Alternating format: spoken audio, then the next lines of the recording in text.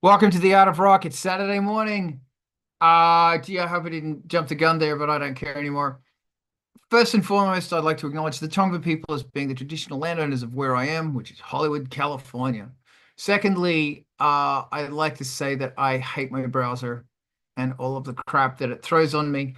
The Art of Rock happens every Saturday, although it won't be happening next Saturday because Carl's working. Sorry. Um, Damn it. And it's all about overcoming writer's block and talking about art and just talking about music helps you make music because music is officially my religion now.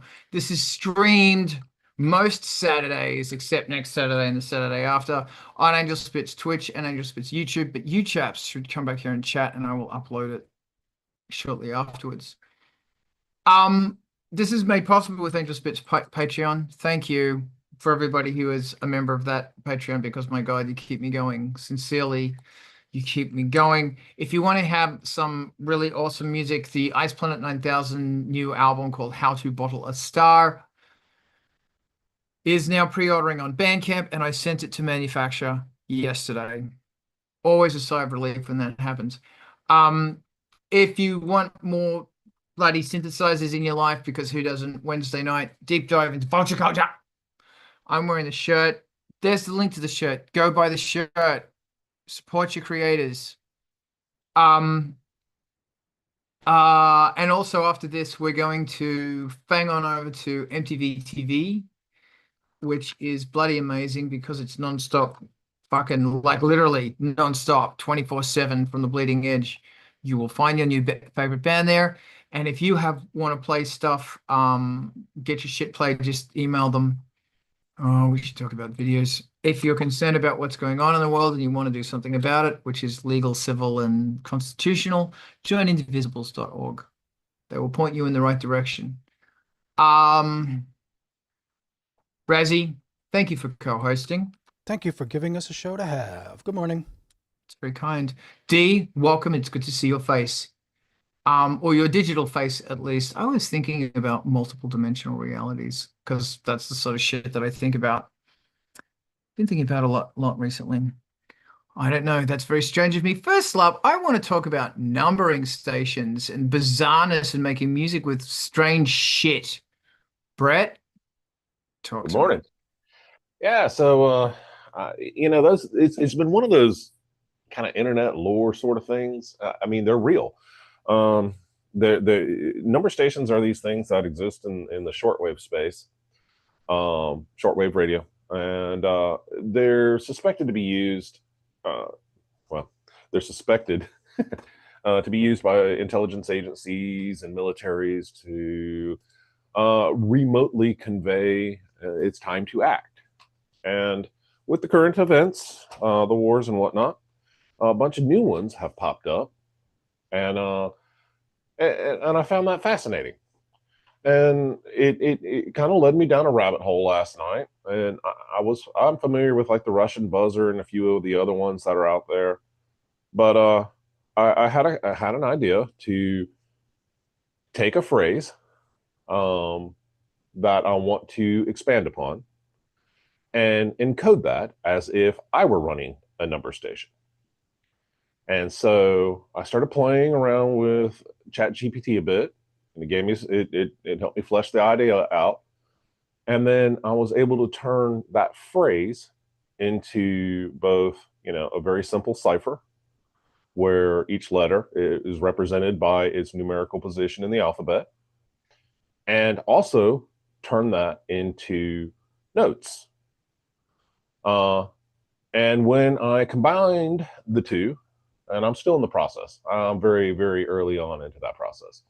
When I combine the two, it is very, very reminiscent of a number station and very cool. And it's kind of leading me down this kind of ambient sort of realm right now. But obviously, I'm going to try to bring it back. And right now, I'm thinking, maybe I'll do it in parts.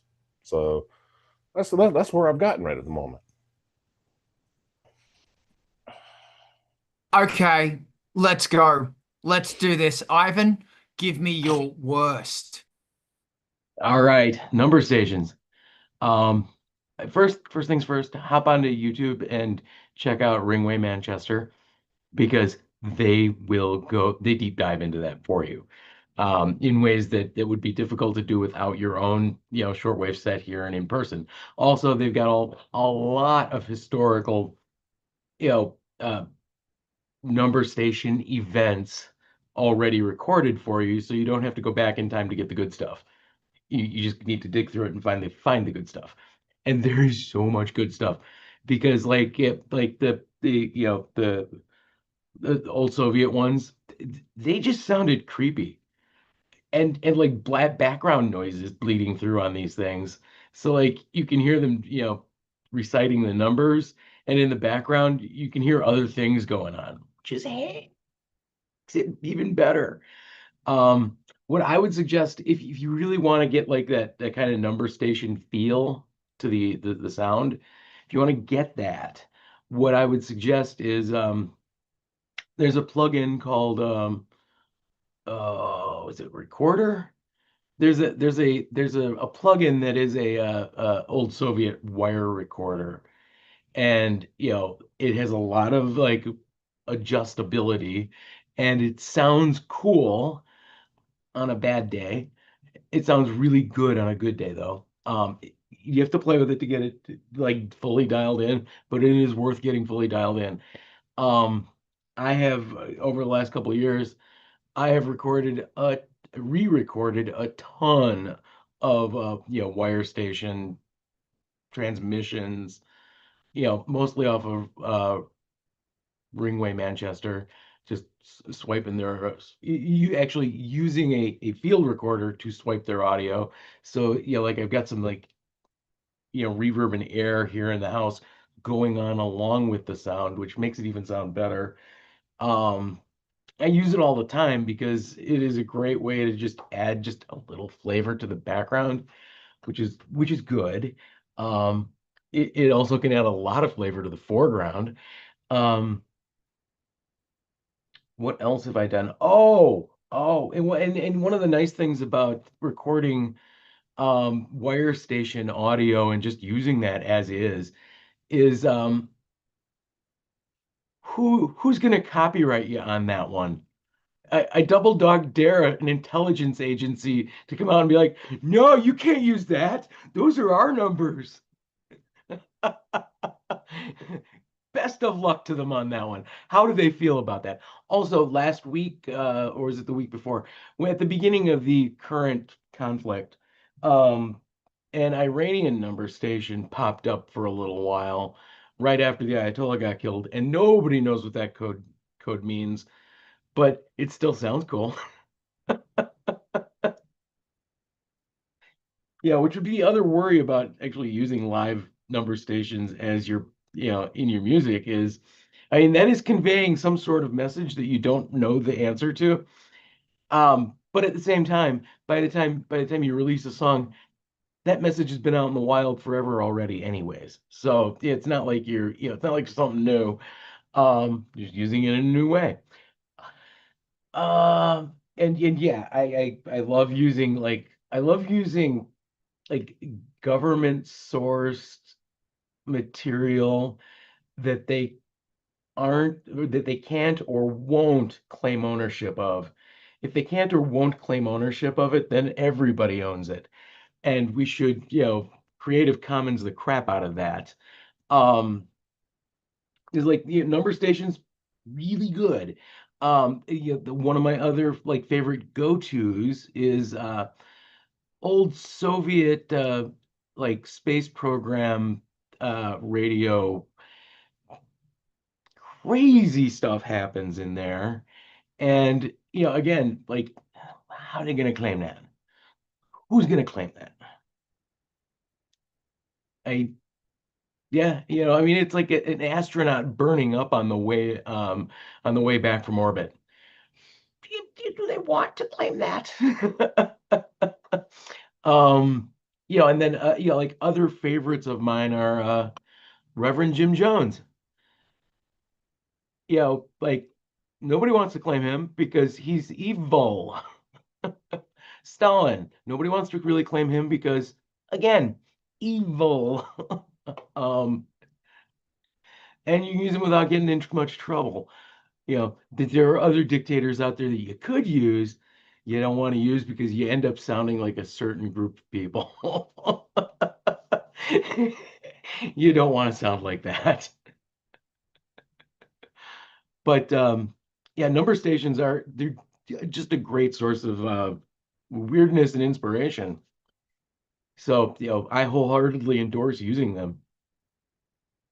All right. This is fantastic. What a beautiful deep dive. Resi, hit me. I'm so glad that you guys are on top of this, like right now in the current day. I don't have anything super new to add to the conversation, but it's funny. It's been decades since I emulated number stations by having somebody talk and cutting it up and doing this stuff. And Brett, I think your idea of building your own actual cipher is fucking fantastic. That's beautiful. So maybe you encoded some messages that the future generations will have to figure out. I like the idea. The last thing I did was I did take a little bit of a one-time pad, which is what these stations are purportedly putting out. You put in your plain text, you combine it with the ciphertext, reading a one-time pad, and out comes this thing. So anybody with that one-time pad could then remove the ciphertext and come back up with the plain text. So the one-time pad is either like on edible microfilms that you could swallow with your cyanide capsule, or they're disposable, or they fade or whatever. But you don't want them to fall into the enemy's hands, because then they have the whole decoding thing. And it's such a rich vein of lore. The entire world of espionage. I mean, obviously, we love it. We write about it. It's secrecy. It's mysterious. It's technological. It's yeah. I mean, there's a fictional universe there alongside a shadowy, real universe, we assume. So my Russian number stations speaking the number dva over and over, making it into a song is like you're borrowing so much lore and vibe and culture. But Ivan, when you mention all that background stuff that you get with it, that's also part of the effect. But what I realized last time I had an actual world band and or shortwave radio to tune in with, most of the background noise is your fucking refrigerator. It's like, anything that's blasting EMF, spraying it across the whole spectrum is going to come in, and some of whatever the technology is doesn't reject it nearly as much as frequency modulation. So anyway, the couple of tools that I just wanted to throw out there for pulling some of this vibe and doing the sort of sideband type effects of voice over shortwave. The two that I've used most are AudioEase speakerphone, and that's more of a, let's say, Hollywood style. So if you need to match a inside of a car with a Grundig single 10-inch speaker in the dash, good thing to go for that, because they probably did an impulse response of it.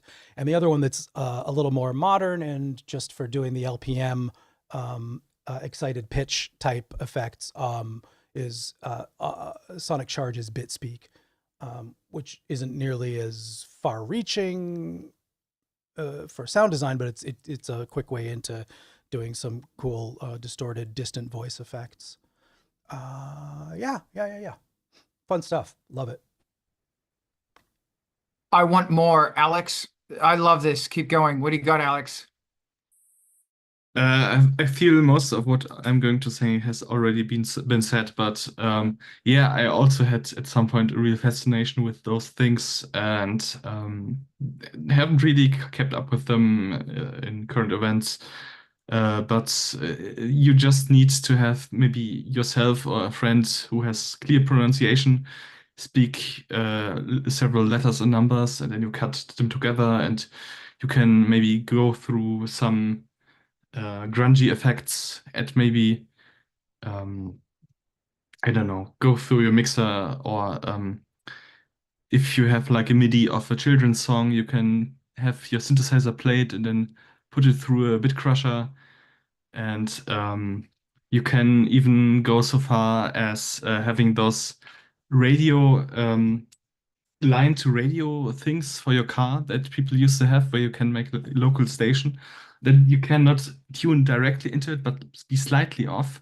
So it has this like stratosphere vibe.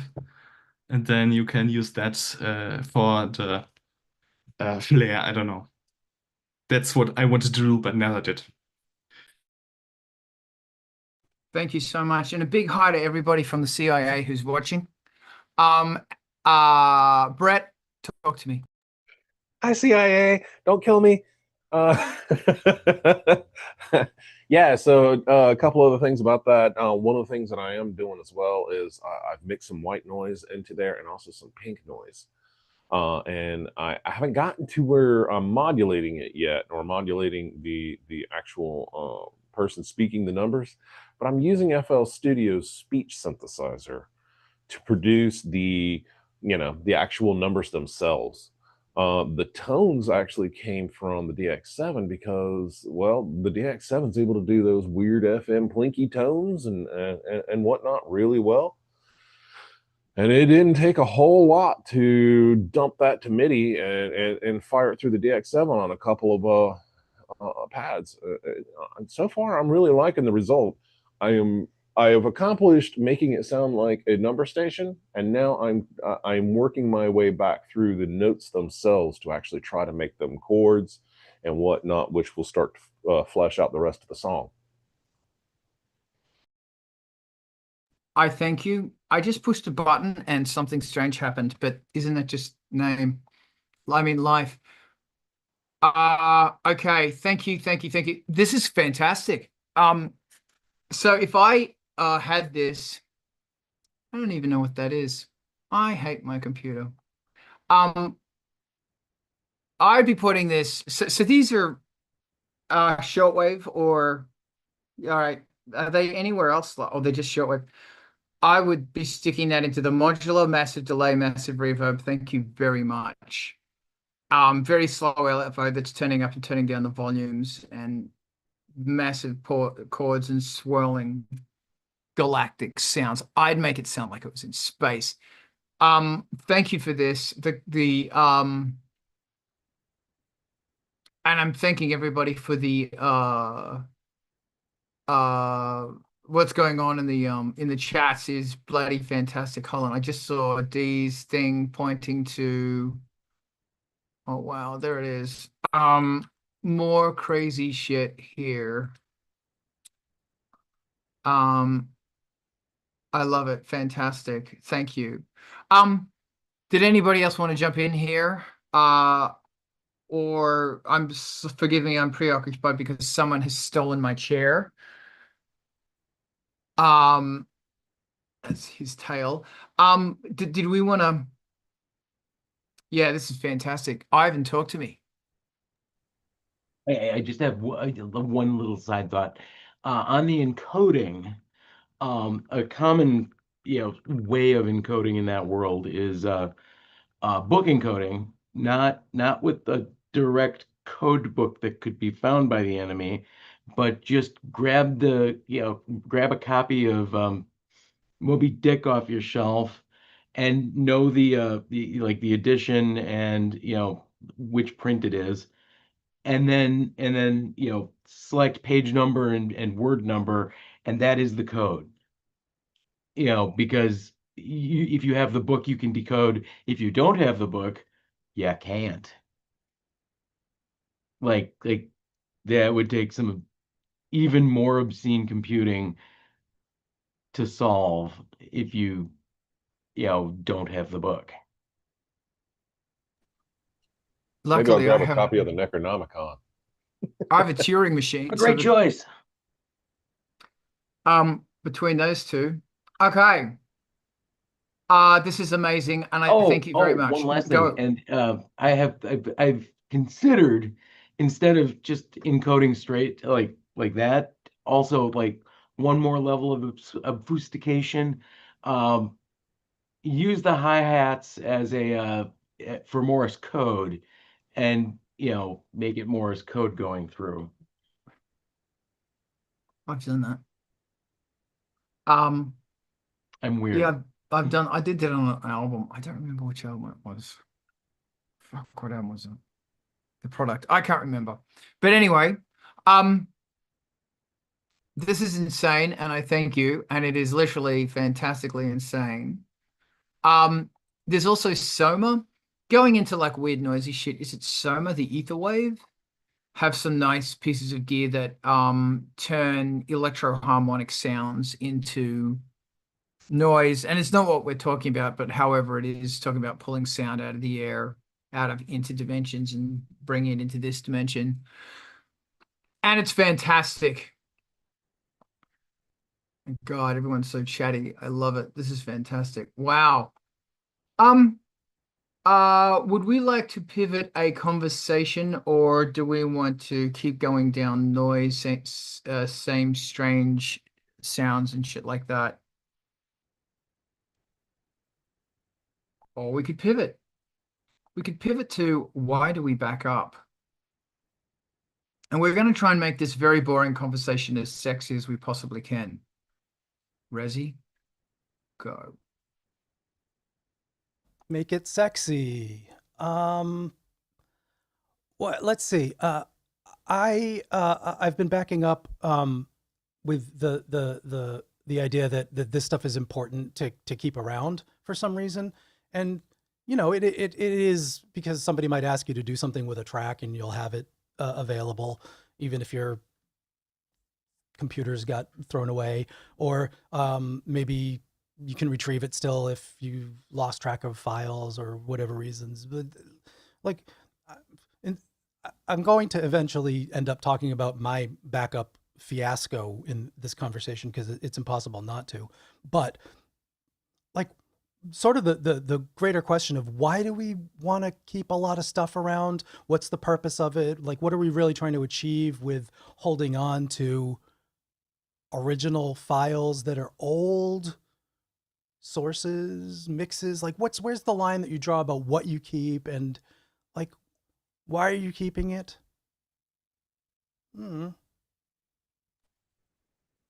Brett, what do you think? So I'm not going to speak for everybody else, but I keep it because I do actually spend a lot of time going back through my stuff in my studio from the perspective of the DAW and tweaking things as I'm listening to it because it's fun. But that doesn't mean I want to change the published product. It's more that it's kind of like an on the fly remix exercise where I'll literally just start tweaking minor values depending on what my mood is. And, I might want to take the same song that I'm working on and pull out the drums a little more or pull out the bass a little bit more for a given listening session. And the other part about it is, since this is audio, you it's not like you can just throw it up against the wall and look at it. I mean, I guess you could do the waveform, but it's not really much fun. Probably cool art, but not much fun. And so backups or that sort of permanence. You've made the thing, you've spent all this time.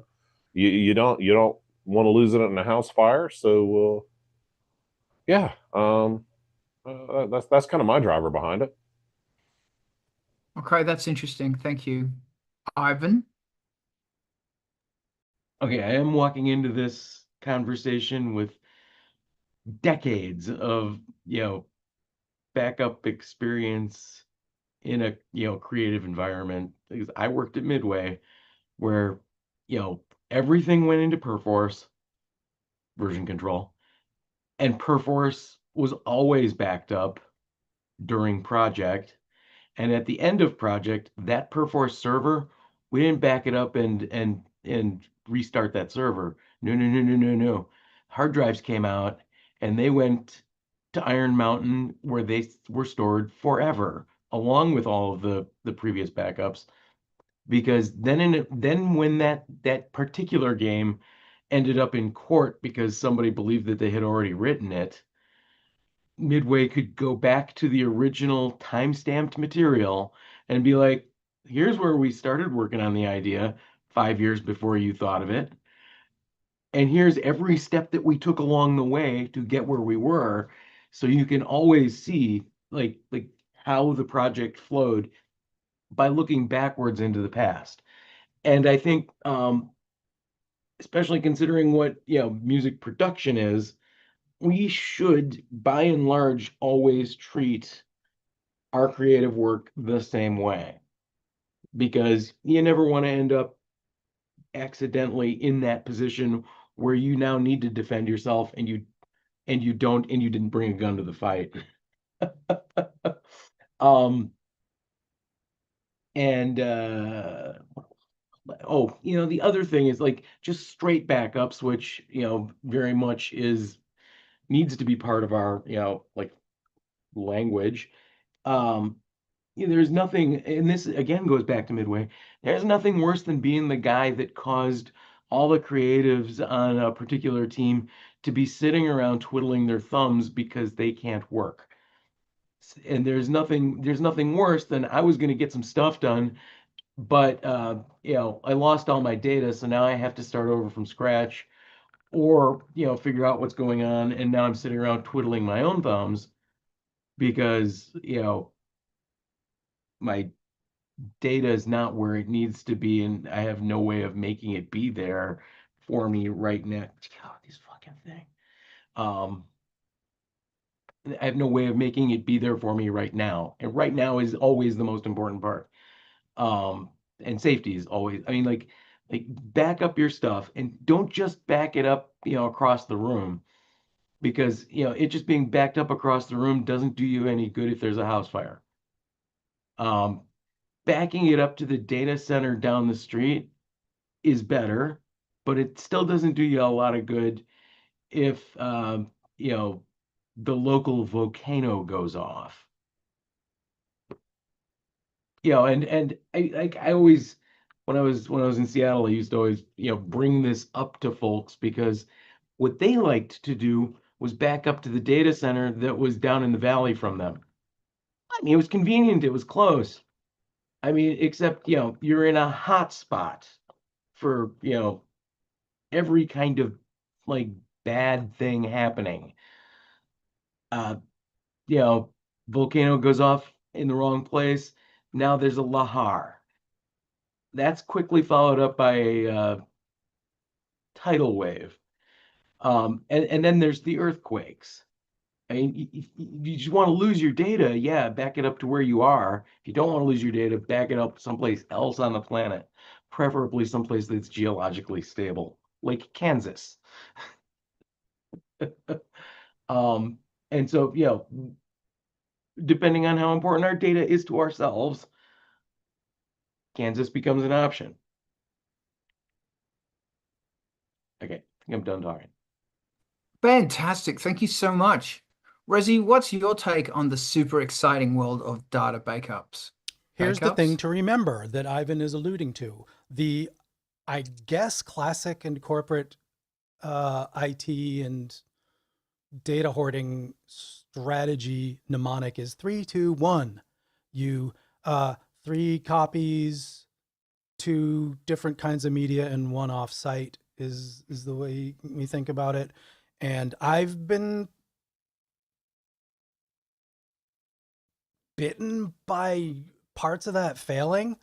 So the off-site part of it is maybe the complicated part, and that is where my shit failed this past couple of weeks.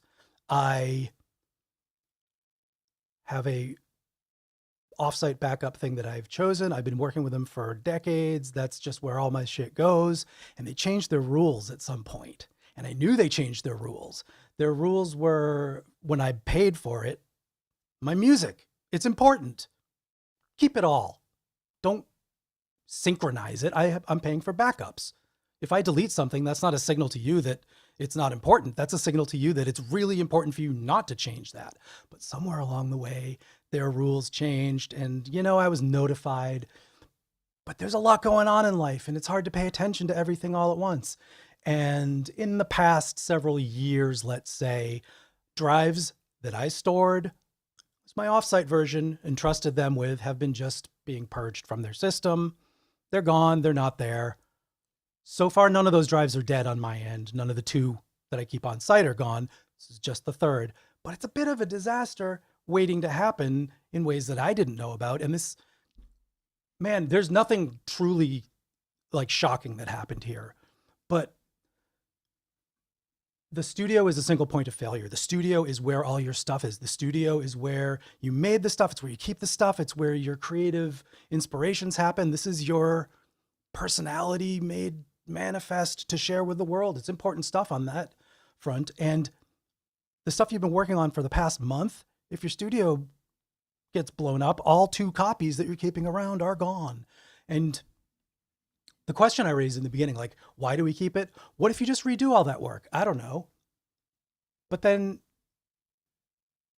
you know, generations later, if something you do is truly irreplaceable, and this harkens back a little bit to the Universal fire in 2008, when they just denied that anything was really lost, and they're like, yeah, you know, whatever, you know.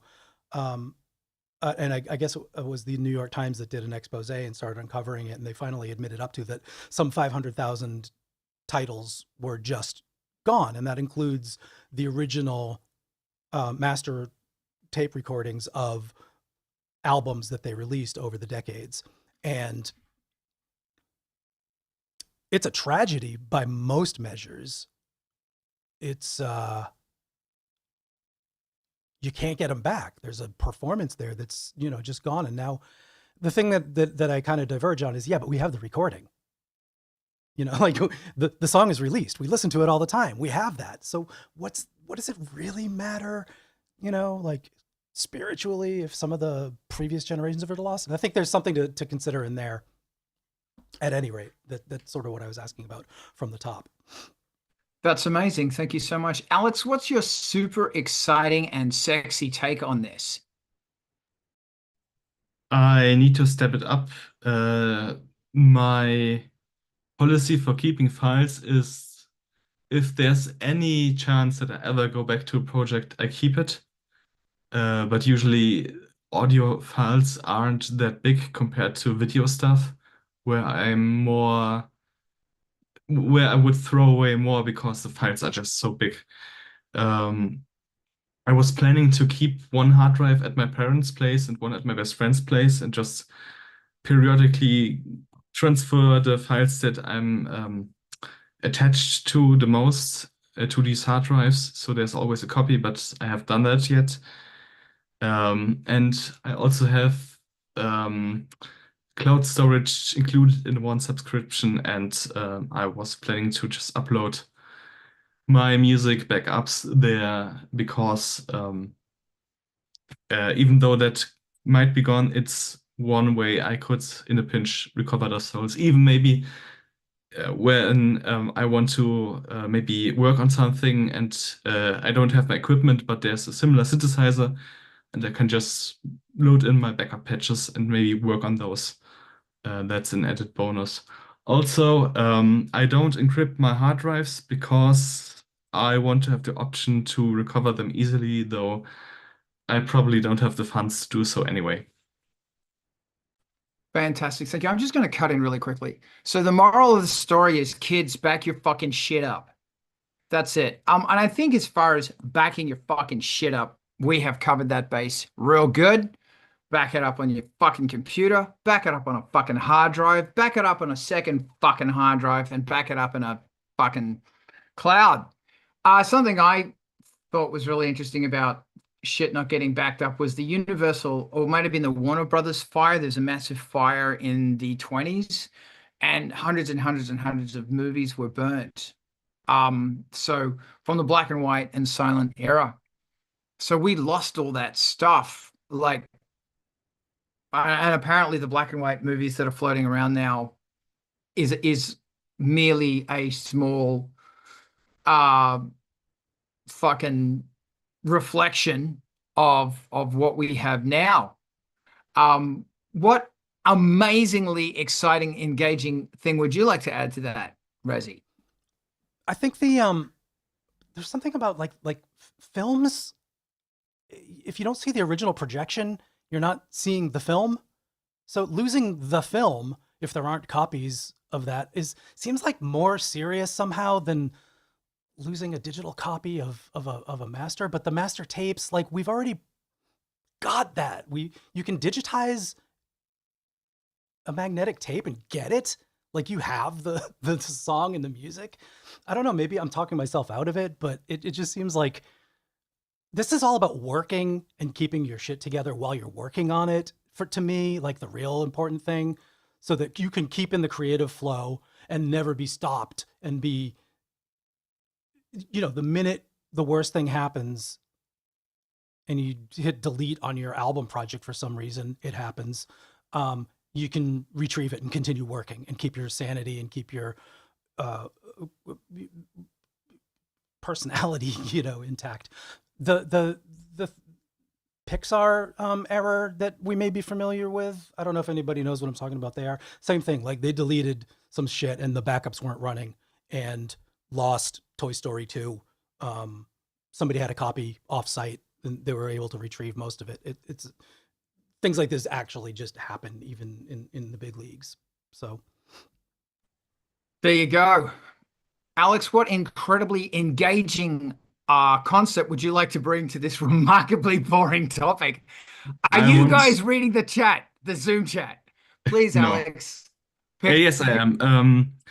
Engagingly, I would want to remind people that not everything has to last forever, and maybe it's also okay to just accept that some things may be lost, and accept death in a small way.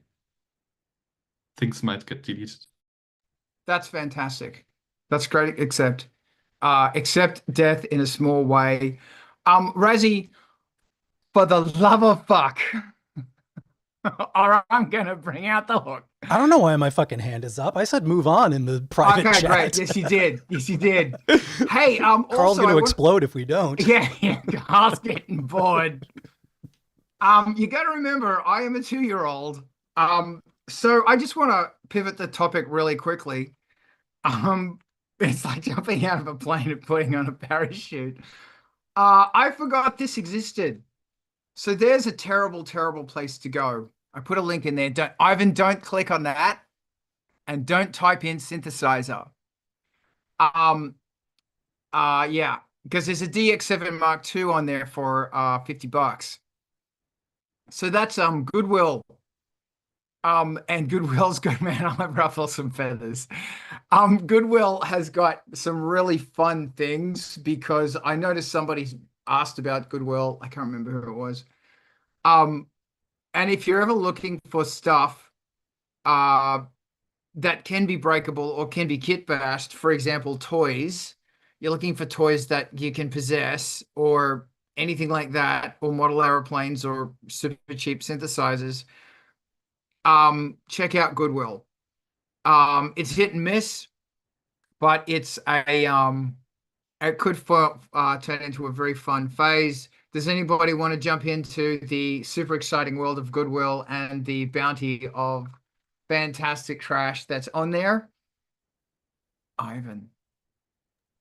Back in the 90s, at one of the Goodwills near us, full drum kit, $80.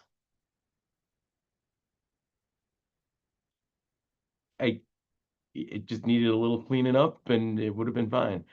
And the same day that we saw that, picked up like a early 60s, like a mid-century couch that, like, I wish I still had it because it was so good. It was a great couch. Just needed like new upholstery. It would have been fine. That's pretty funny, though. Just the new upholstery, so it didn't smell like the mid '60s or whatever. The whole world still smelled like it back then. Well, they actually had scent of 60s that they'd spray around. It was something that they ate and it came out their skin. It was everywhere. I'm just so terrified of bed bugs. Because, I lived in New York. Okay, back then bed bugs were not a problem. These days I'm terrified of them. Yeah. That's incredible. So so there you go, Goodwill, ruin your life. Go fucking buy more shit that you don't need on Goodwill. Because I was looking at Goodwill going, oh my God, there's so much stuff here. Um, a fun conversation is also getting the work music balance right. I've been working a lot, so if you're trying to contact me or anything, I'm not responding because I'm fucking working shitloads. And I'm off social media because I'm fucking done. Ladies and gentlemen, I don't care. I do not fucking care anymore. The only thing that I have power over to change is my mental health. And all of this social media, blah, blah, blah, blah, blah, is fucking with my head. And then last night I was actually talking to some friends and they were just freaking out, losing hair. And since I don't have much hair left to lose, I've just gone like 3 weeks ago, I went, you know what? I don't fucking care anymore. I don't fucking care. I'm going to do my little part, but if I do not have direct influence over this bullshit, I ain't playing this game any fucking more, mate. And incidentally, if you ordered Ice Planet 9000, you will be getting some very wonderful fucking brochures about if you're concerned about where America's headed, try these places. Here's some places where you can learn about the Constitution for free. Anyway, that's just me. Getting the work balance thing right. Like when you fucking do a 12-hour day or an 8-hour day, or you work 7, 8, 12 days straight. How do you engage in coming back to music? And something I do is that I have my hour of power, which is in the morning. So if I can, if it's not a 6 a.m. call, I'm usually up at 4 anyway. Thanks, Frank. 4:30 exactly. I can get up and I can do stuff. And if it's not actually working on music, it could be um prepping CD artwork, all that stuff. Um, it's really interesting how if I can get some music in before the day starts, my brain will be so much better. And I will not be a terrifying fuck, and my brain will be more harmonious and functional. Razi, what do you think about this? I don't have any solutions, but I do have a couple of things that I like to keep in mind, pretending I have solutions. Oh, but I'm sorry. I went to mute me, and I'm a. No, I'm not going to take it personally or anything. You know, I mean, let's go back to talking about backups. What the fuck? When did Ian, get out? what the hell was I saying?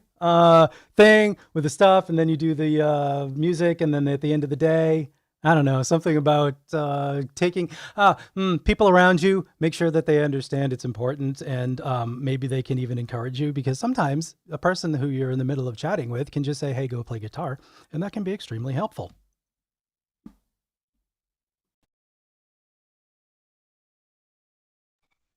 These conversations on Saturday morning, when I get to scream and swear at you and abuse you and be a cunt, is the only time, and that was can't. I just said can't, as in cannot. Right, the female anatomy.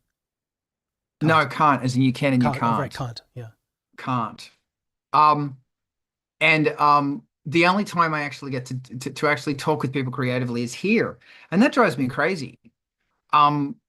And I don't even know why I'm saying this, because when I go to work, the thing that's draining about it is people want to talk about dumb shit, stupid fucking dumb shit, and I don't fucking care. And I go, why aren't you making music? You have more art talent than me. You have more education than me. You know more than me. You have probably a fucking you could go and live with your parents and fucking make art instead of like, sure, have a job. But why the fuck, when you go home, are you playing games and doom scrolling and being a cunt? Like, why? And I just given up on it. It frustrates the fuck out of me. Like, okay, I don't care about you or your dumb life choices. And I think that's something all of us have in common here is we're a little on the older side. And I think if we could go back and talk to ourselves 20 years ago, we would have put our hands around the necks and just shook. Okay, dude, you're going to blink your eyes and you're going to be over 50. So there's a fun thought. Brett, would you like to get me out of this spiral? as a person over 50.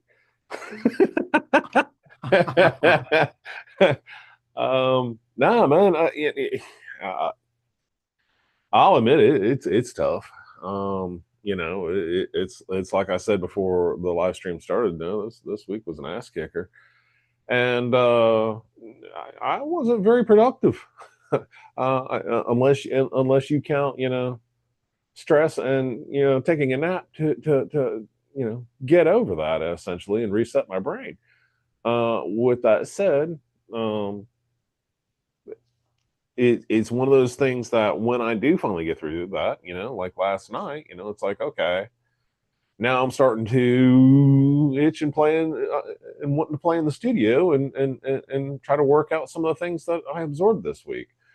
And that's also kind of where inspiration comes from in that sense, because when I was a kid, there was a lot more adversity and there was a lot more of a struggle, and it was it's also very visceral, and and that is great fuel for music. And if you don't have if you don't have money to go do other things, and your toys are sitting all around you, well, you entertain yourself, you know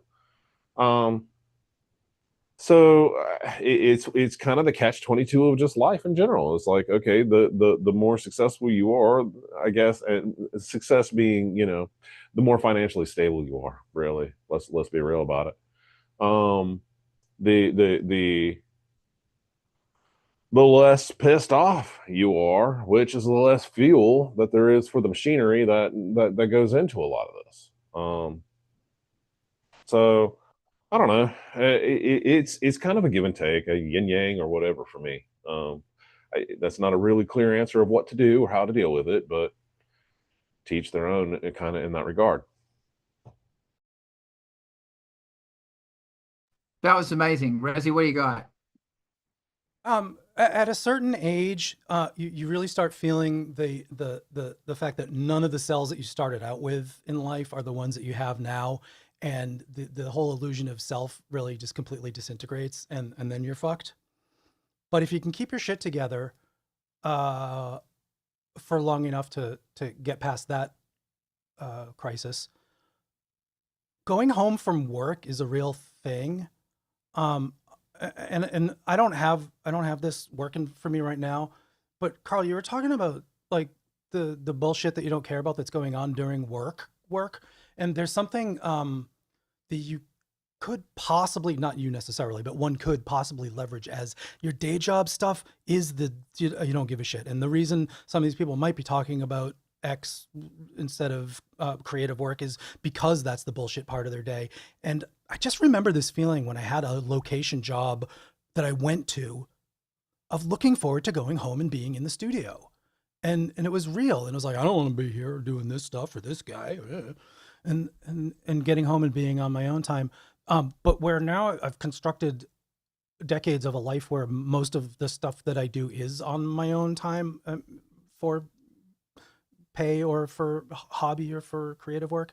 I don't have that distinction. So there might be something valuable in the agony of doing working for the man kind of stuff and talking about bullshit. And then when you get to end your day and put a buffer between that sort of mindset and you've stored up all your inspirations and motivations for the evening time and you get in the studio, there's something there that is effective. It has happened to me.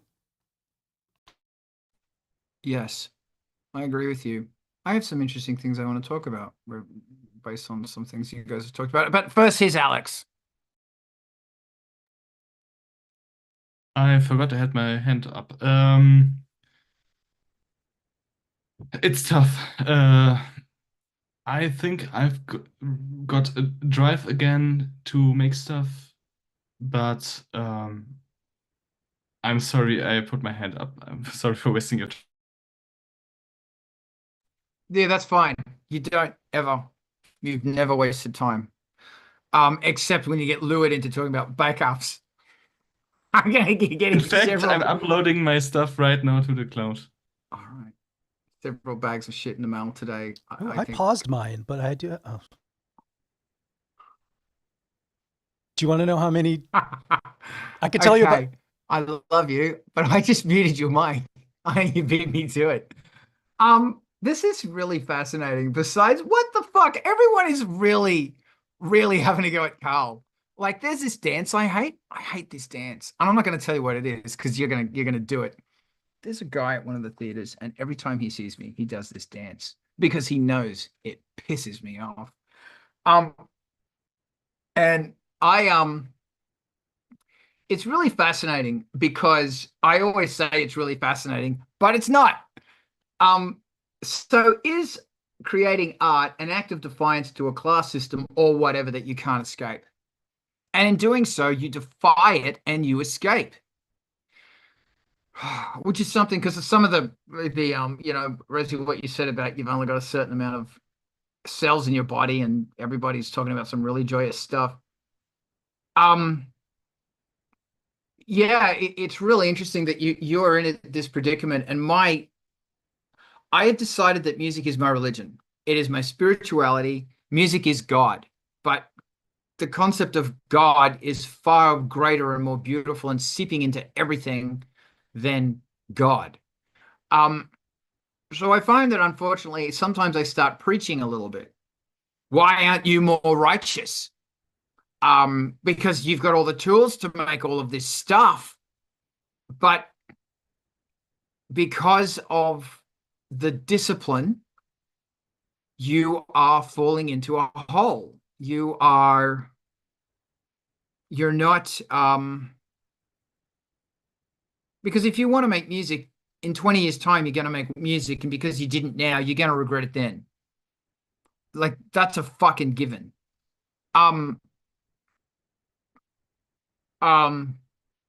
So I thing where about one of the where I work is I work at two theaters, and so every time I'm working with people, and it's also about when they come in, they're bringing in their baby. They're bringing in their core art creative process thing, and everybody has a different way of handling it. And sometimes they're going to have management and producers who are complete dickheads, who are not really into the art. They're looking after the client or looking after the money, whatever. But everything focuses around this priest, non-gender specific priest or priestess that comes into the hall who had an idea, and through blood, sweat, tears, pain, misery, time, divorce, heartache,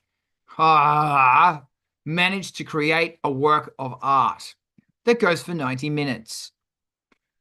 To me, that person is a mighty thing.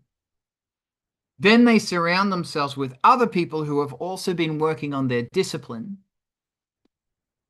Some of these people fall into the trap of giving their control to that person. Because that's just the whole thing, is that if you fall into control, if you give away your control, if you give away your authority, you're giving away the essence of your being. And you've got to choose, oh, well, what's the money worth to me? Is it worth that I do this thing, or is my state of mind worth it? Is your state of mind more important than a whole bunch of people shunning you because, oh, you don't watch the news and you're not up with current affairs and you're not getting all fucking cancelly over horrendous amounts of bullshit that I don't fucking care about anymore, because it doesn't matter. Focus on yourself, focus on your community, focus on your mental health, build up those around you, build up your community, be strong. Fucking listen to this fear mongering.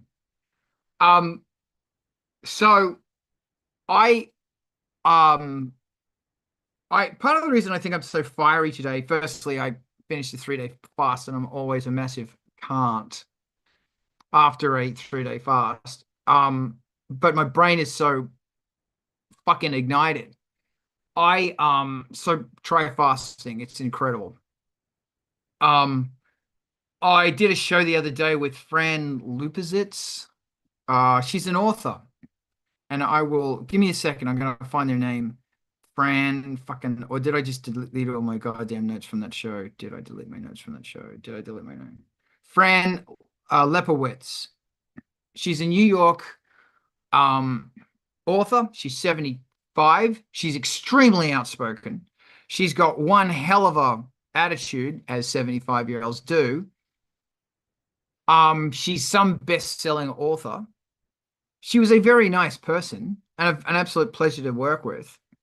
Um, she was so on it. Like this woman was so like there was a half an hour where she talked to some person about um how she writes novels, and it was really funny and really engaging. Like this woman was funny, and I was so impressed at her ability to take stuff and turn it into humor. And her timing was impeccable. And she knew Andy Warhol and all this stuff, and there were all of these funny stories. And then she just drop something and leave it there, keep going down the path of her story, go back, pick it up, and weave that into a punchline. She did this all night. It was brilliant. Then she opened the floor to Q&As. Sold the house out, like 1,500 people. And she was so funny. It was possibly the best stand-up I've ever seen, but it was not prepared. It was on the spot. And I was so impressed that her mind is this sharp. And she was very political, and that's fantastic. And she knew about what was going on, and that's fantastic. And she used her platform to promote hope and change and positivity and a better version of America, and that's fantastic. The thing that blew my mind is the way she was so sharp. And she didn't give in to despair or fear. And this woman stood her ground. And she was, yeah. And I see that sort of thing, and I aspire to become like that. I aspire to I really aspire to be that at 75, which isn't that fucking far away. Which is really terrifying. But anyway, I had something else to say. So, yeah, that was it. Alex, what do you think? God damn it. Sorry. I had something to say, but That's cool. When you think about it, throw your hand back up. Even if we're down the road a little bit, right, throw it down. I always keep a text pad here where I'm writing down my ideas. And yeah. But please, Razi, what do you think? My little formula right now, past couple of years, has been, Carl, this is on the topic of you don't care about algorithmic media feeds and being on there and stuff.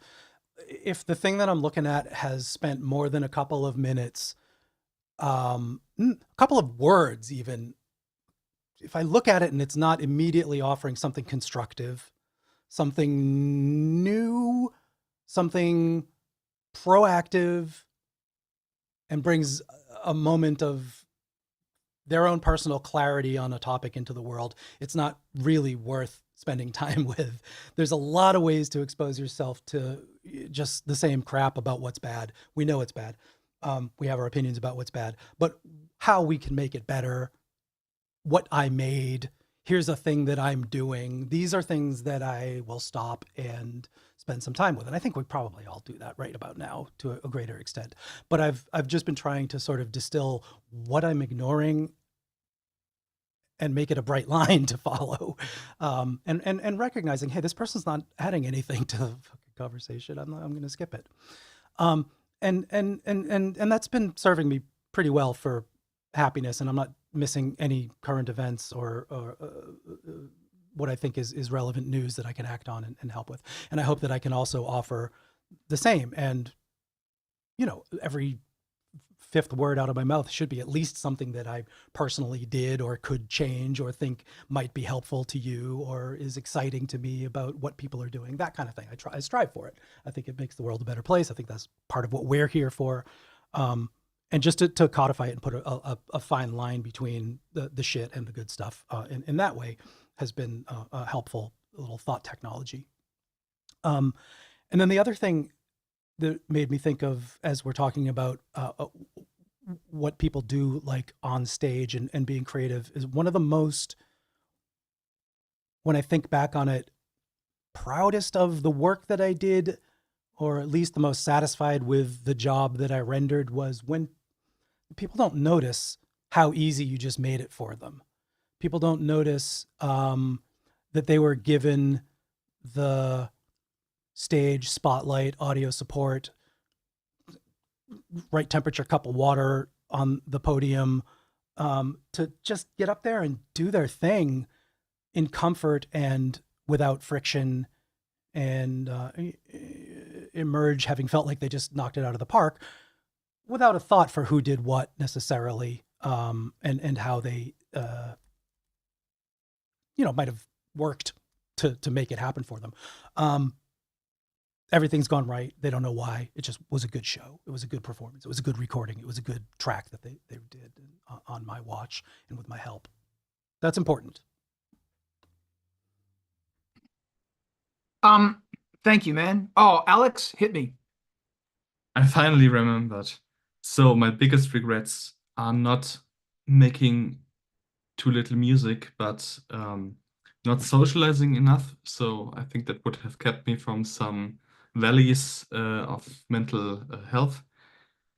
Also, not seeking a band earlier, not taking singing lessons earlier, or starting to sing in general. And yeah, it's always hard. I think usually it's just my headspace that keeps me from making art. It has gotten a lot better. And yeah, I don't make as much as I want to, but I've developed a habit of just making a little thing. Usually that hasn't been music lately, but it's I have like this drive that I didn't have previously, and I'm really grateful for that. So yeah, that's my experience. And I think if I want to make my music, I just maybe need to make more time for it and go to it more with a work mentality, in the sense that I just dedicated this time for just this thing and stop myself from doing anything else. I need to see how I manage that, but I think that's the way to go, because my biggest problem is just blank canvas anxiety with lyric writing right now. I feel your pain. Thank you. Brett, what do you think?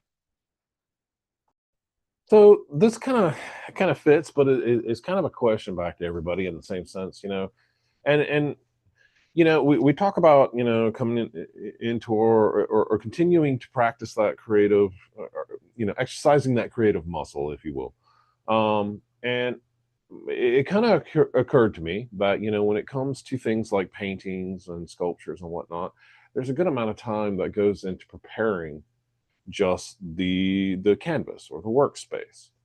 And so I look at like what I was doing last night with the number station as kind of those building blocks, if you will. But I'm just kind of curious, as a thought, what everyone thinks in terms of how much time you spend towards those building blocks versus how much time are you actually being productive, creating something you want to put out, and is that the same sort of satisfaction for you? Thank you. I like that. Alex, what do you think? I spend way too much time on that because I'm easily distracted.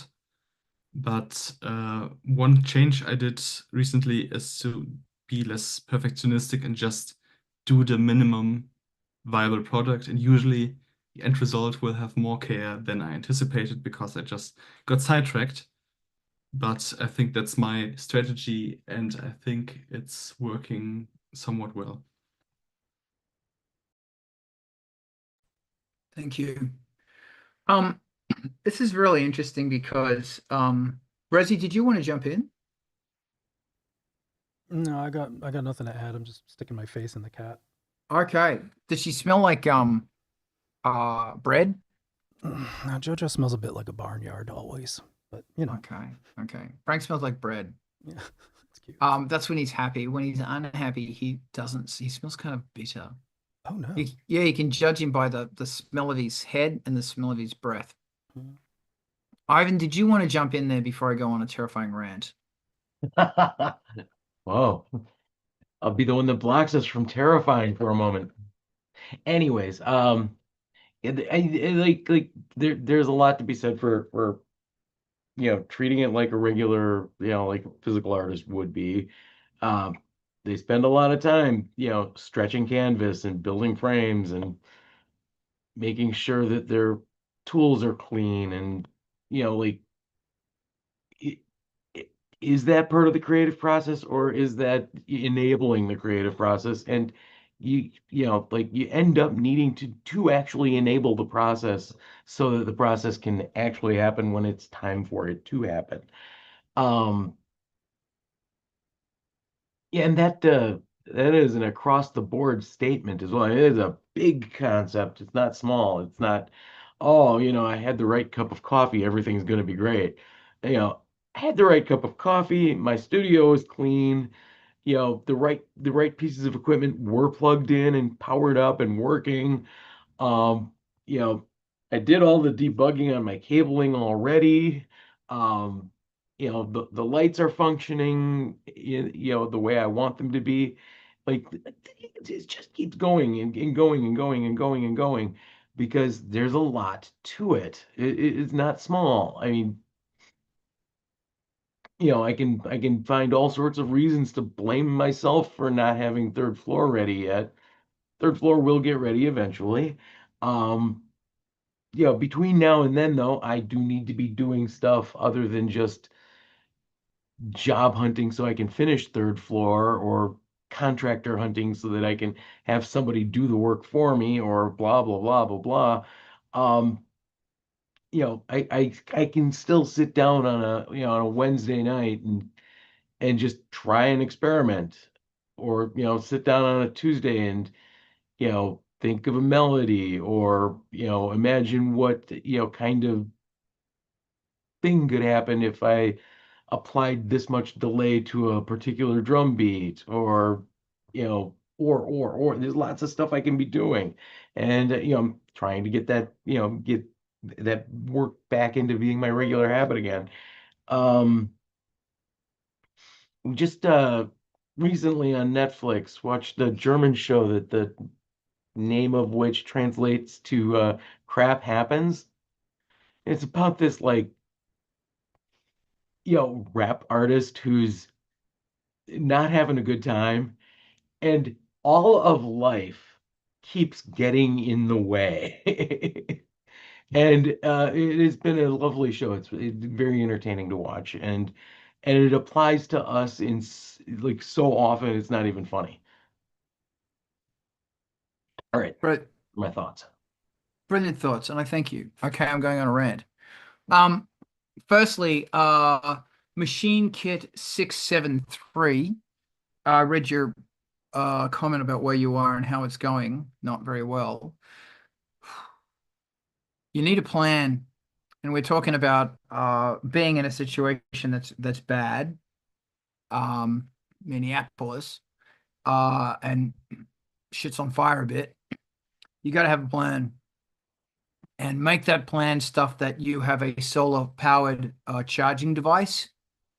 You might even have a battery.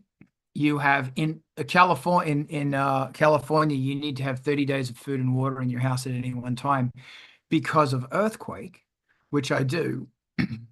It's not like a law or anything, it's a suggestion. So take that Californian suggestion.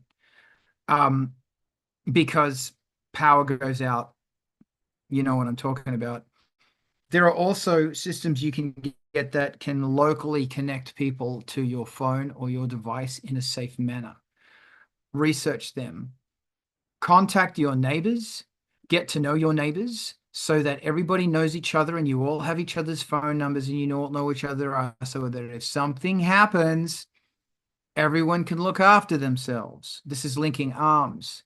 Um, it's always food, water, and power. So, and kitty litter and cat food.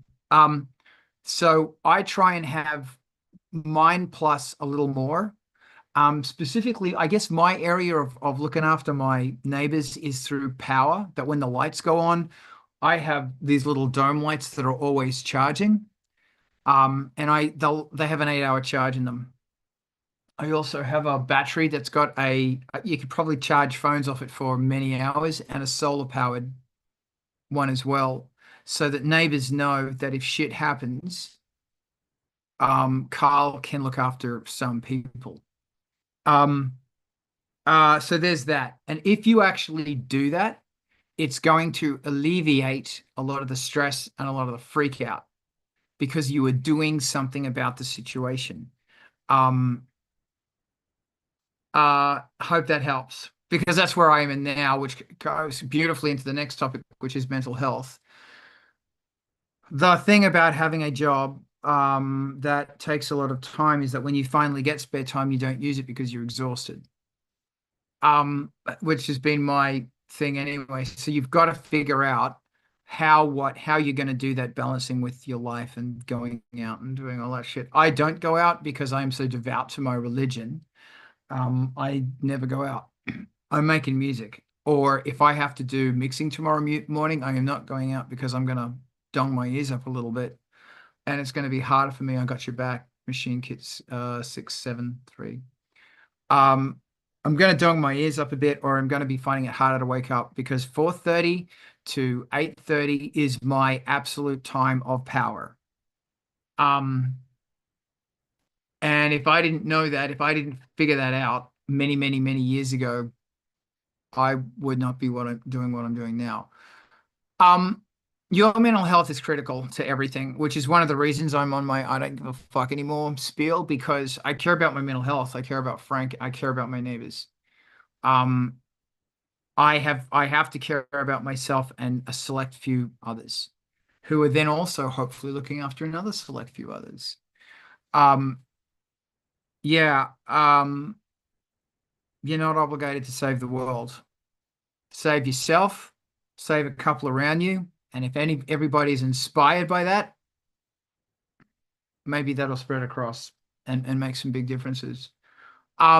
Distraction versus, and I got to tell you, I always feel these pangs of guilt when I say that, because I think increasingly you are pressured and to conform to the addictive levels of media intake now, and it is addictive. And I'll argue with anyone who says it's not. Overwhelming studies have said it's addictive. And when you have an active addiction in your life, your brain responds differently. And I'm fucking seeing it everywhere now, and it's like, no. As far as Brett brought up, the really wonderful thing is, are these little things of sound that you're getting, is that a distraction? Yeah. But some distractions are really good. I remember when I was at uni, there's this guy who was a composer, and he was a year below me, and he's actually introduced me to Jeff Buckley and the new Bowie's 90s stuff. He introduced me to my two favorite albums. He was the first kid on the block with the K2000. Brilliant composer. This guy had pop written all over him. He was going to make it, but it was really interesting. He even ended up in LA pimping his stuff around in the 90s, and it was buzz, buzz, buzz, and he just went, I don't want to be have anything to do with it. It's bullshit. So now he sells coffees out of a truck, and they're good fucking coffees in Tasmania. Fucking good on you. Fucking good on you. Like, here's a coffee. I made it for you. I love you. Have a fucking awesome day. Dude, that's awesome. Why was I bringing up Adam? Adam once told me that what he'd do is work on a song on the Kurzweil. He'd write a whole song, and then he'd turn the Kurzweil off. And it was a gift from the universe to him. And I found that, when I heard it, offensive. But as time's gone on, I've gone, you know what? This is called fuck around and find out. Because he was listening, he was coming up with new ideas, he was getting bits of sound like Brett's talking about. And it's all going into because kids, this is a fucking sandpit. And the point of playing music is to play with the music. Here we go again, every week. That's for me, by the way. I have to remind myself that this is about fucking play. you're giving your brain a rest from obligation. Nothing fucks your life up like obligation, specifically if it's other people's obligation. And it's specifically if the algorithm, fuck the algorithm, is putting all of this stuff in your face going, oh, this is what you should be doing. These people are popular. Why aren't you? Fuck off. Also fuck around and find out is the most critically important thing to the musical thing. Like you want to get a sound, fuck around and find out and go crazy, go out there. And I need to be doing that more. Alex, I see your hand and then I want to jump in again.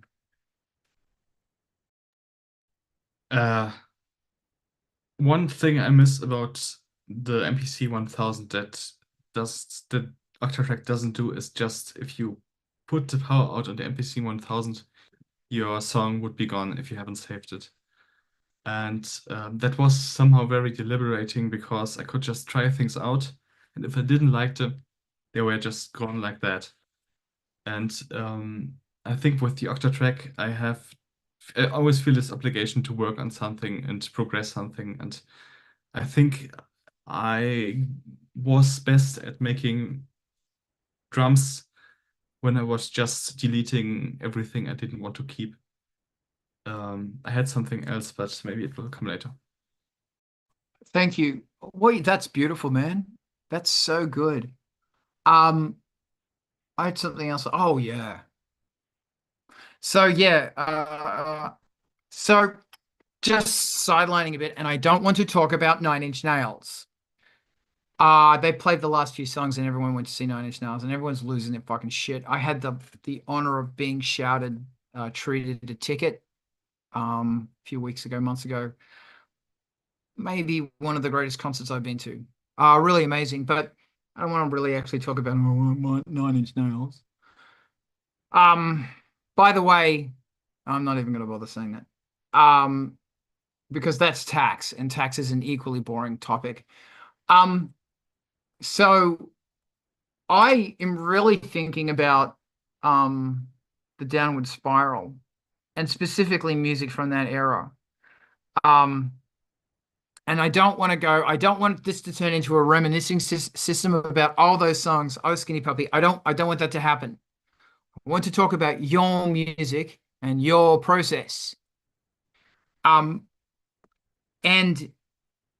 it's fascinating that my shortcut into that mindset is through gear. Like if you say to me, Downward Spiral, I go K2000 and Emax. Because that's what they use, and they have that sound.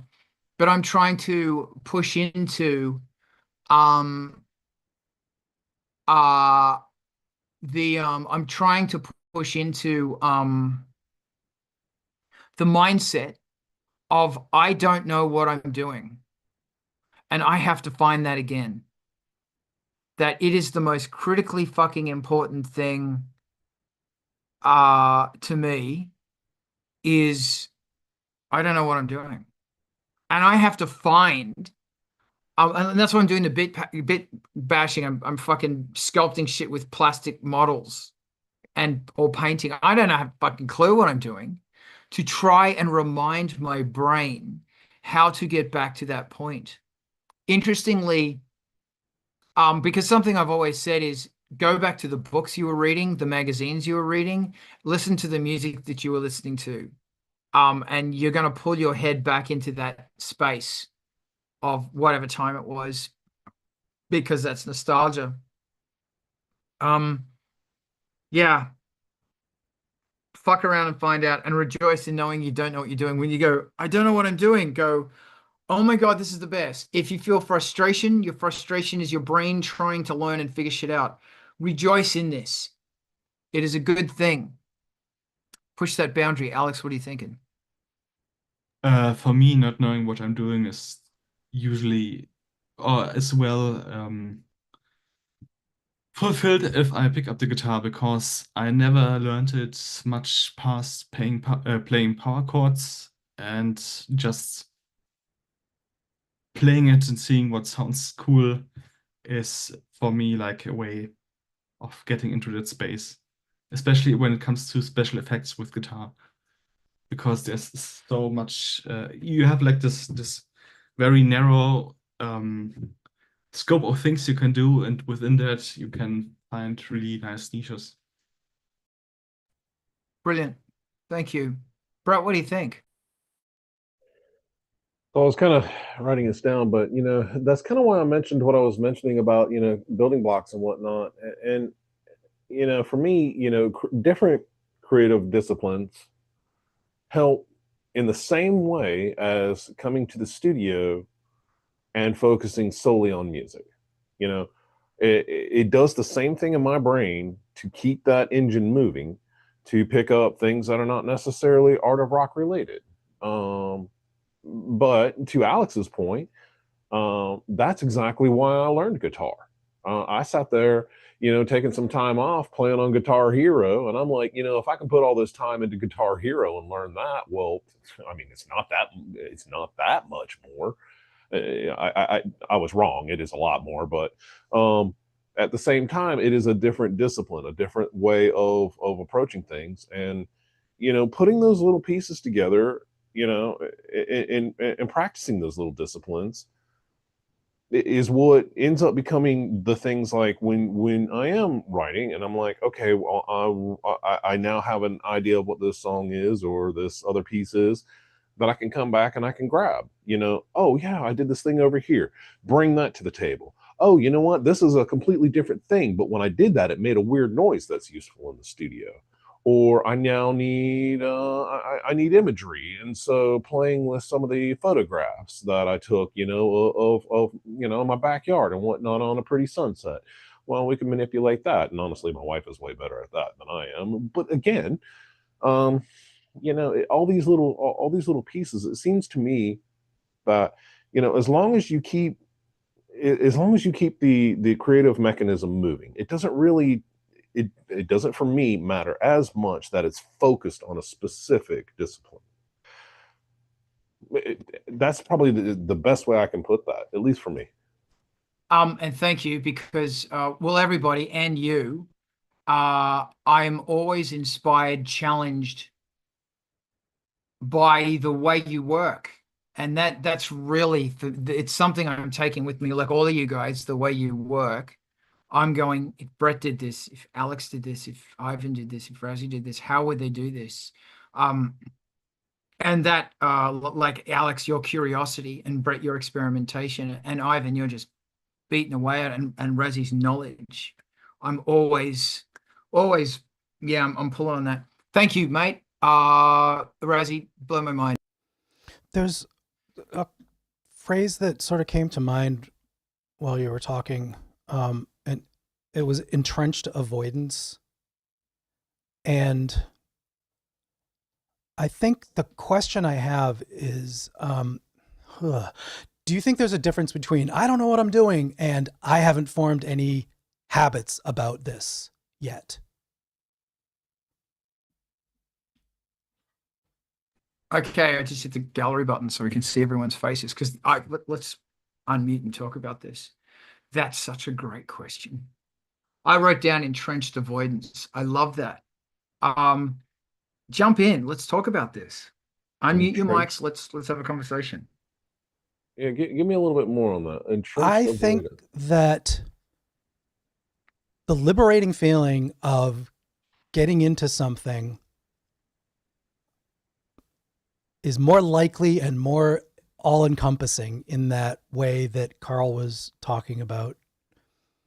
For me, for things that I don't have bad habits, that I haven't already explored just enough to know where I'm going to hit the wall and get confused, that I don't have a feeling of, yeah, I looked up how many notes are in a tetrachord, but I didn't remember it, and now I don't want to do it again. And there's other areas of my life that I'm very into right now that I have absolutely no walls that I've hit yet. And they might be really close walls. I mean, I don't know. I could be running into real neophyte shit, but I've never hit that wall and I don't know where it is and I don't have the apprehension built in. I got you. I mean, I guess where I'm kind of like on that same thing is, well, people are pattern oriented just because that's nature, right? And so, I'll get into the studio, and without doing some of these other things, it won't be long before I follow a train. I follow the tracks right down the line. Here's the production, and that definitely leads to a result, and it's not one I'm unhappy with, but it's one that gets stale very quickly. And so that's where in order for me to continue to have creative or new ideas and creativity, I've got to kind of pull from abstract sources. And so, I do stuff, man, I'm going to give you something boring. This is not art or rock, but it yesterday, all right, in my backyard, I've got a few trees that through storms and whatnot have become quite dangerous. And so I'm cutting them down. Boring as hell, right? Not art or rock.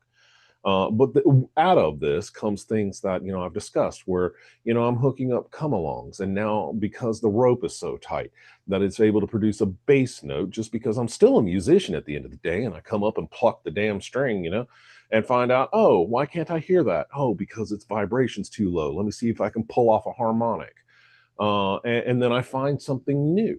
And then there's things like, okay, same trees, I've got to move them. Some of them are campfires. That's literally one of the things I was doing around last night. Sit around, have a drink or two, bullshit with friends, throw a bunch of them logs into a fire pit, and BS, right? Out of that comes things that, my wife is doing, taking pictures of the sunset. Hey, check this out.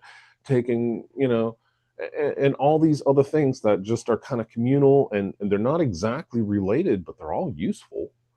And out of that comes even, okay, I know I'm going to want to do something with some of this wood that's creative.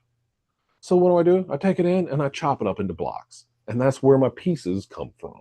So I don't have any concepts here necessarily. And it's like the number station that I mentioned really came from being re-inspired by the Iranian number station that popped online because of, the world. So it's a real exercise.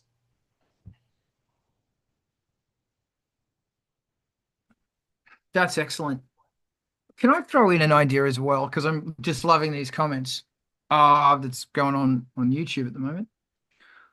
By the way, if you meet someone in the chats, you should swap fucking Instafuck or Facefuck or something, so you can just chat when you're not here. Friends, aren't they great? You guys have so much in common. Look at fucking Beta Zim. So, thank you, Brett. One thing that I remember reading in a 1994 interview with Nine Inch Nails, we're not talking about Nine Inch Nails, in Keyboard Magazine, let's talk about Keyboard Magazine, was his use of TurboSynth. And I've always wanted to have TurboSynth, but because I didn't have the Avid cards, because you needed Pro Tools cards back then. Pro Tools came on cards back then. Literal cards. Slot them into your fucking computer. You couldn't run it without them. And this is a part of that, I believe. But I've always gone, is there an equivalent, a modern day equivalent of it?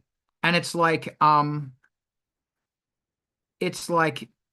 had an Audio Media 2 card. I ran a lot of TurboSynth on those cards. I was the coolest kid on the block when I had an Audio Media 2. I didn't know you could run TurboSynth on a fucking Audio Media card. Anyway, okay, so, all right.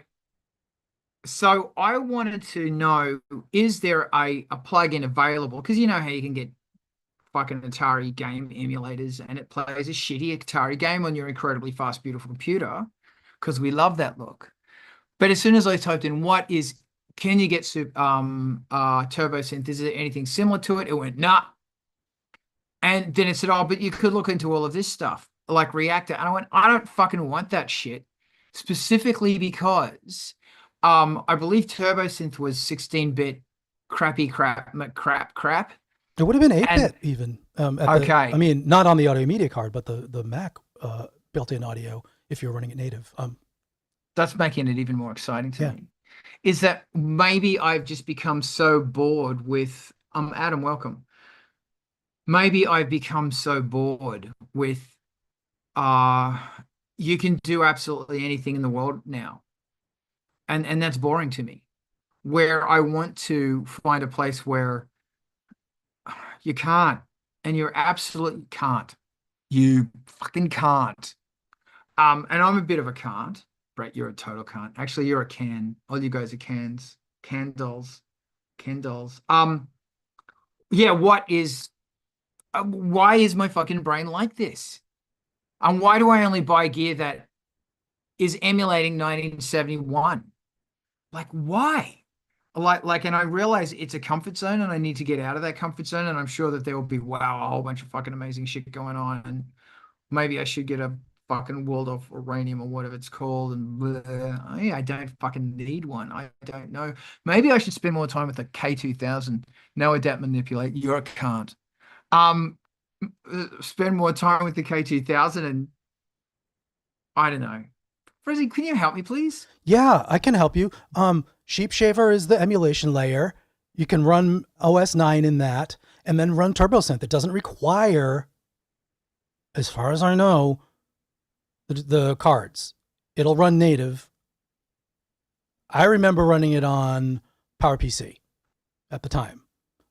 And I definitely, the thing about it though, is it is an offline build your patch render pipeline. It's not a synth in the way that you have a keyboard hooked up to it and make noises. It's an environment like C Sound or, where you create tones. You make shit by hooking up wires and then you go calculate and it calculates and you get a gritty little piece of audio out the other end. But it's blocks with connectors and operators that you throw together and then hit a button to spit out a piece of render sound. Yeah. Wow. You can do that though. Like I don't have it running, but I know of the things that I keep a PowerPC around for this to run them native, but on newer hardware, the emulation works. Like you can run it still without purchasing the older hardware. Sheep Shaver is the environment that I think still works.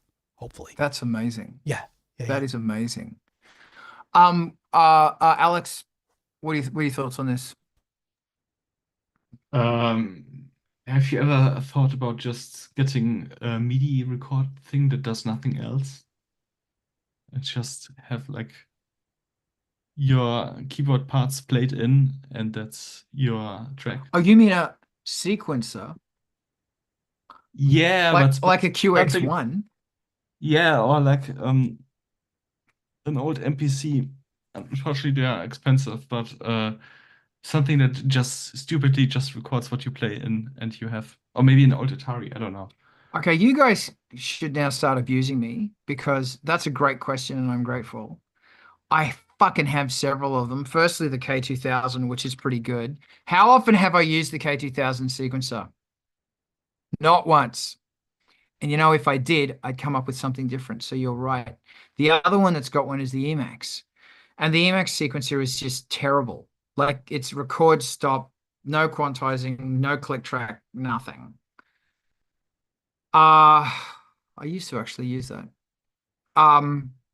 But you could do some kind of a stretch, a sketch on that. Can you use the Moog from the K2000? Yes. Yes, and also, although I can't, because the Moog 1's not connected via MIDI, it's via USB. But everything else I could connect to the K2000 because the K2000 is routed in the MIDI brain, which is the bane of my existence, to be master. So even the modular, I could do that. But yeah, no, that's actually a really good idea. Razi is dying to say something. Go. It just gave me flashbacks of editing sequencer stuff on a 2-line, a 20 by 2-line LCD, and the workstation I was using, the PV-DPM3, my first sequencer, always would quantize the last note of the 8-bar section to the last clock of the beat instead of taking it off and ignoring it like it should. So you'd end up with this doubled note, like really, really tight phased on the last clock of the last beat and the first note of the first clock, the first beat. So you get this in the middle of it, and it was part of the sound. Anyway, that was flashback. Thank you for your nostalgia moment. I had a flashback too, but I'll tell you after break. My first sequencer was Cakewalk on the Atari platform, you know, and that's when it recorded everything as blocks. Like, you know, you accomplish part of a measure because you got a little block represented as the notes and MIDI whatnot, and kind of the fun of it, I guess, in that regard, was that if you didn't like the block, your option was re-record the block. So I don't know, but that is also what got me into DAWs overall, especially as that sequencing thing became more powerful. And to this day, it still is how I write with hardware synths. I mean, they're no longer blocks. It's a lot more data in there now. And really what I can kind of relate it to now is step sequencing, where you go in and you're like, this note, this note, this note, this note, this note, this value, this value, this value. But yeah, there's some advantages to step sequencing in terms of creativity, because what ends up coming out is like hyper planned, and it's very robotic, and I don't use it very much because of that. I much prefer to play an element and then or play the entire thing and then cut out the elements that I like, and then be like, okay, minor tweak here, minor tweak, and then it keeps some of the human element. But that really kind of comes after a whole thing that I learned, you know, about humanization and quantizing, and having to add random variables back into sequences. You know, that was anyway. I just thought it was interesting. That's very interesting. My first sequencer was a Yamaha QX7. And it was one of those wedge things that sat on top of a TX7. And I had my Casio Caesar. And that was just, I think, 2 screens, 2 LCD. Murder to fucking program. It really was. And I was like, I think 17 when I got it or something, much to the terror and disgust of my family. Or I was 16. And I spent all my fucking pocket money, and mom and dad didn't understand why. And I sent it back because the Casio CZ3000 that I had wouldn't do multi-timbral, but it could, and I just didn't know how. The trick is the solo button, kids. And it does do multi-timbral. It's like monophonic multi-timbral. Why is Cal telling you this boring shit? Yeah, it's really fascinating that why, once again, it's not fascinating at all. Why do I keep saying that? Why am I attracted to this stuff? Is it because, and this sound, like, is it because that was a turning point in my life? Like, why? Alex, what are your thoughts? And feel free to pivot, by the way, on writing music for occasions. Oh yeah. Usually for me, I'm much better at finishing stuff with hardware because I don't feel like there are opportunities I should take, but don't, because there are only so many tracks and so many options, and there's only one kind of filter and one kind of compressor, and I don't think maybe I just need to.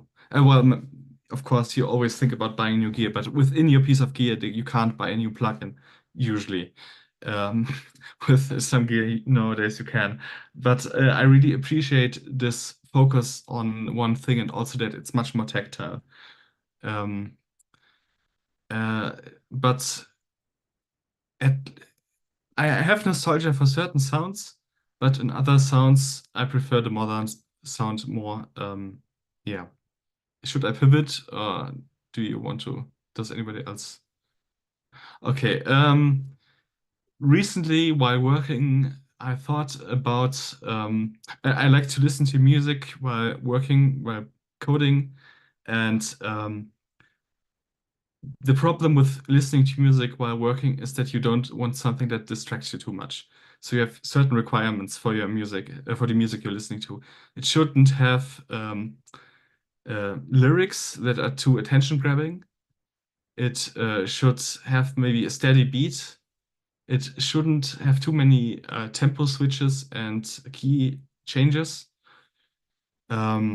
But it also should be fun to listen to, and ideally you would also want to listen to it as just a listening experience. And I thought about just writing music for coding, and yeah, maybe you have some other ideas what to do.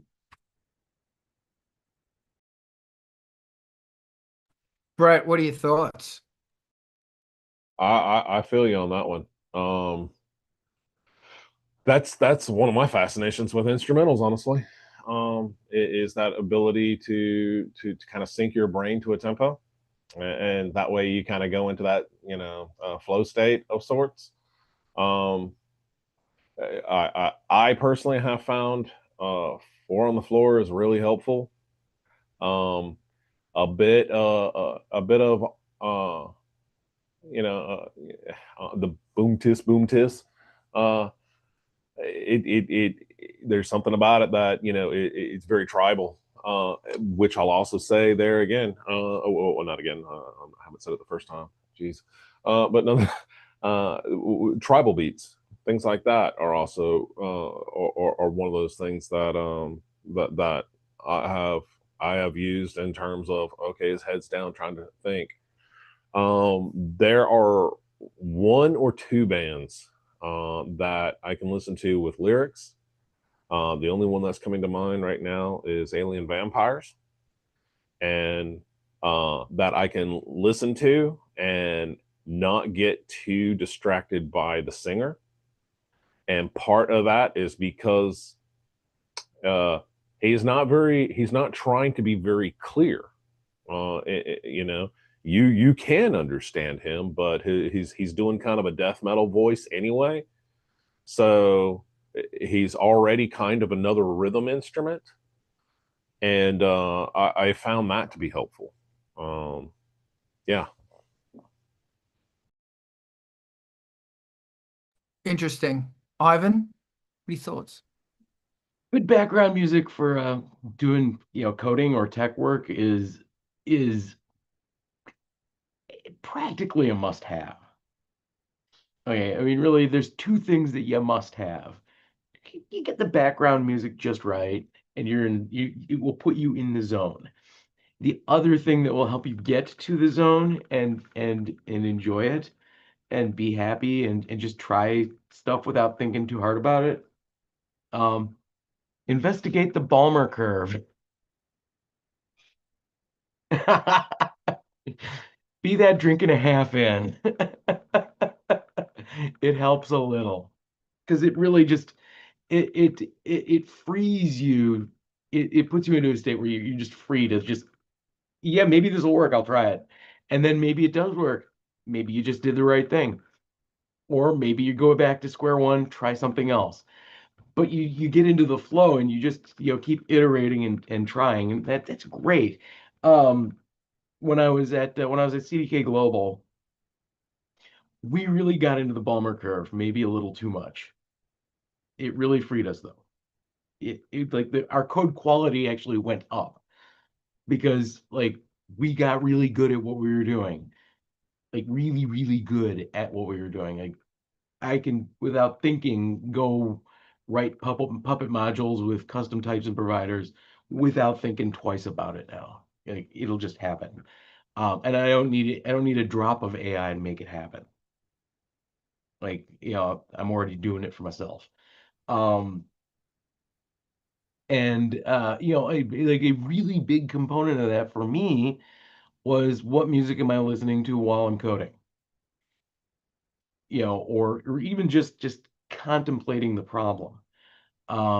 It help keep me solidly in the zone. And I'm I'm going to admit something that's going to terrify the heck out of everybody. My musical choice for background music is like listening to something that I understood the lyrics on. It kind of held me back a little. I needed some human voice in there, but I needed to not really understand what was going on just so that I could just kind of flow with it. And I ended up listening to great gigantic piles of Russian and Ukrainian pop. So I know that stuff inside and out at this point because I went into it not even, I couldn't even read Cyrillic. It was all cut and paste in YouTube for me for the longest time. And then I don't know what happened. There was this magical point where it was kind of like, that scene in The 13th Warrior where he starts understanding Norwegian, and suddenly it just becomes clear. That happened to me, except, with Cyrillic. I was looking at, queuing up a bunch of songs one day, and I was just like, I know who that is. And I wasn't even thinking about it at first, but like, yeah, no, I had accidentally taught myself Cyrillic and a surprising amount of, uh, standard Slavic. So Russian, Ukrainian. And yeah, like I will always go back to that stuff because it's great background music. Good stuff. And Thank now you, that I Ivan. know now that I know more about what's going on, it's actually quite engaging. Also, I really do like the way that they take like the melodic content pretty seriously. Like that is really well built, and it makes it fun. Love it. Thank you. Rosie, what are your thoughts? I think I forgot where we were going with this, but I'm a simple guy. I kind of wish you could listen to music while you're making music sometimes, but you really can't. So I just put on the Turin Horse Bellatar movie and turn the sound off. And for when I'm doing other stuff, the Lo-Fi Girl, the synthwave channel is pretty much it. So I don't. Yeah, I just do those things anyway, and maybe they're examples of something for someone to use. Brilliant. Thank you. Alex, what are you thinking? Yeah, and understanding the lyrics is really helpful. Ah, God damn it. One thing I like listening to is disco in languages I don't understand. And if I were to make music myself for coding, I think I would have like a drone into techno beat and work from that. And maybe some um, maybe granularized voices or voices that have been dragged through tons of reverb. I love it. There's something to be said for like good old fashioned generative that you can just Mm, let run. Things don't need to change that much. Your brain's busy doing other things. It just needs something to grasp onto. brilliant. Brett, what do you think?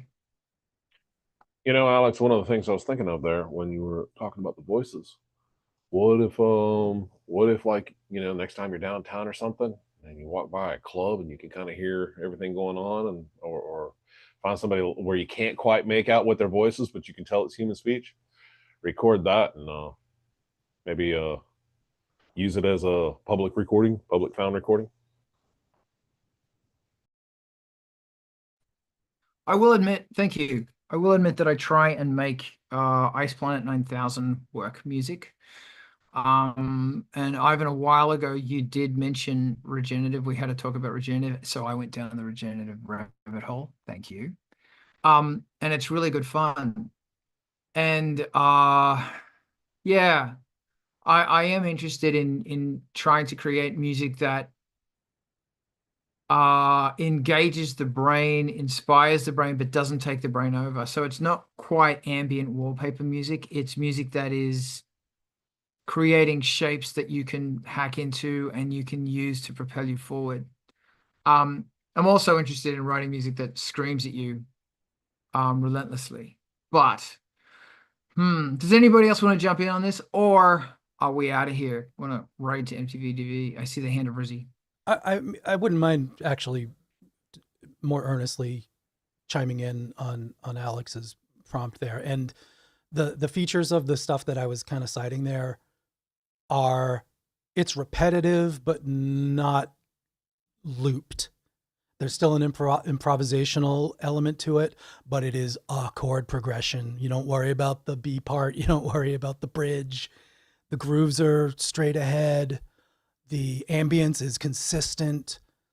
The moments are subtle, not overt. And if there's a melody, it's not a domination of the harmonic progression. It's a accompaniment, embellishments. There's something definitely, and I do, honestly, I listen to quite a bit of the lo-fi girl, lo-fi hip hop and synthwave channels. It's just, it's there, it's easy. I remember the name because it's catchy and it's got that cute animation of a little boy or girl doing something with their homework in the rain, and the vibe.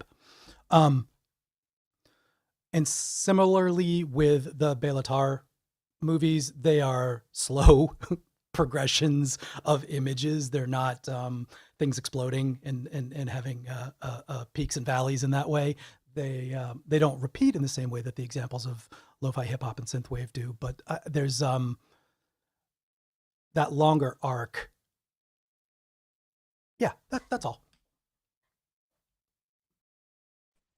Love it. Thank you. Alex, the final word is yours. Yeah, one last thing. It's always good if you have LFOs that go into the minute range for those kinds of things. LFOs rock. I can't understand synthesizers that have like only one LFO. It's like, come on.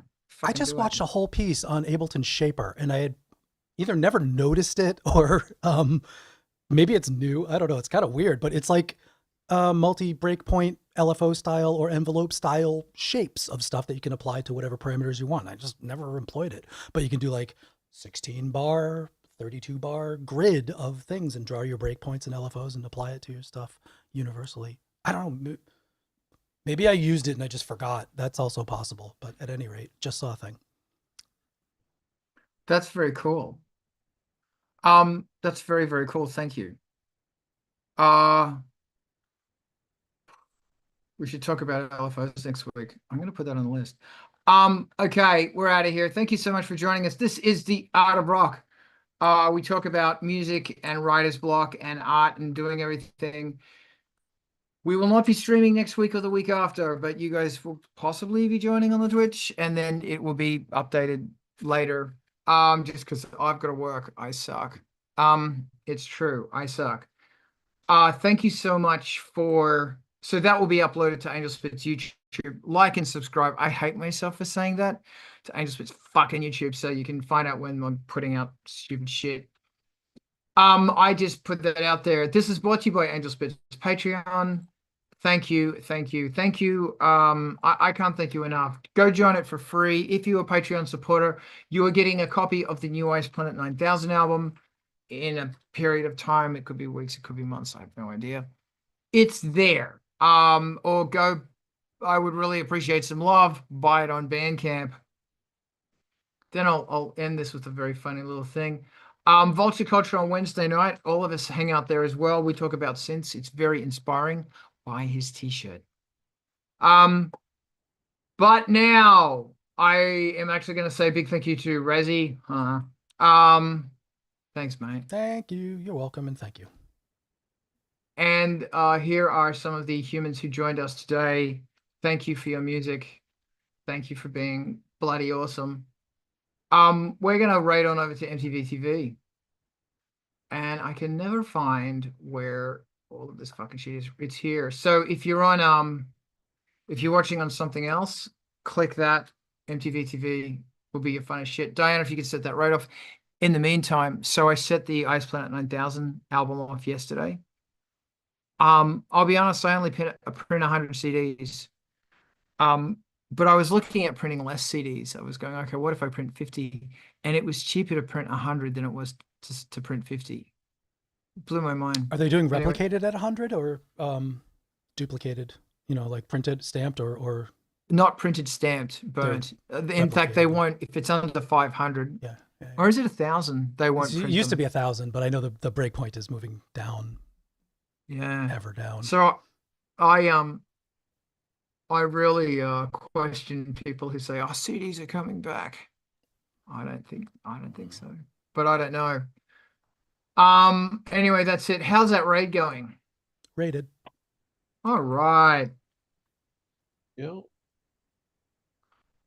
You rock, and I'm gonna fucking end this, and I'll see you next week. I won't. We're gonna end this. Let's rate it. We're gonna hang back here and talk,